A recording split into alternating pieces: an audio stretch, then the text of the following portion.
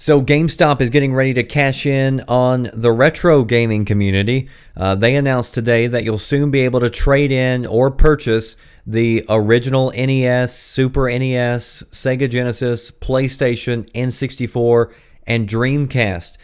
So you'll be able to do that with the consoles and the games. Now, this is starting out as a pilot program. It's only going to be available in a couple of cities, but they said by the end of the year, they're hoping to roll it out nationally. So they're going to move on this pretty quickly. They're going to start by taking in trade-ins, and all the trade-ins will go through GameStop's refurbishment center where they'll inspect it and repair it if need be. And they said after they take in trade-ins for probably a couple of months to build up inventory, then they'll allow people to start actually purchasing these products. Now, you won't be able to go into the store and find any of these in the store. You'll actually have to go online and buy them through their online website if you want to get any of these products.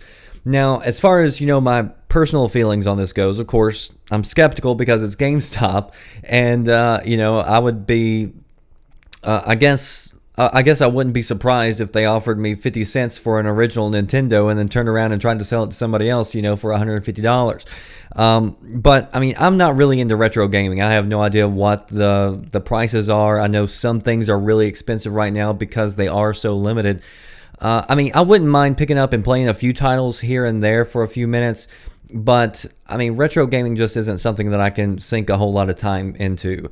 My brother, he was going through his closet about a year or so ago, and he still has a bunch of our old game systems, and we were plugging some of them up, and I remember we hooked up the 3DO, and, that's a game console that I used to love back in the day. I remember playing games like Road Rash and things like that on it.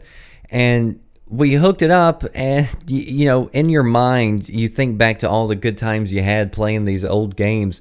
But when I sit down to play them, I just realize just how good things are now compared to what they were back then, And I guess I've been spoiled, and, going back usually isn't near as good as what it was in my head. And the same thing happened with NBA Jam. I remember whenever they announced that for like the 360, I ran and picked it up, as soon as it launched because I loved playing that game in the arcades. I loved playing it on the old system. But picking up the remake, it just wasn't the same as what I thought I remembered it being in my head. So I'm okay sticking with the new age games, but for gamers who do love that sort of stuff and are into the retro, you've got one more option for picking up your favorite games. You want to read more about it? Links in the description box. Are you listening? Damn.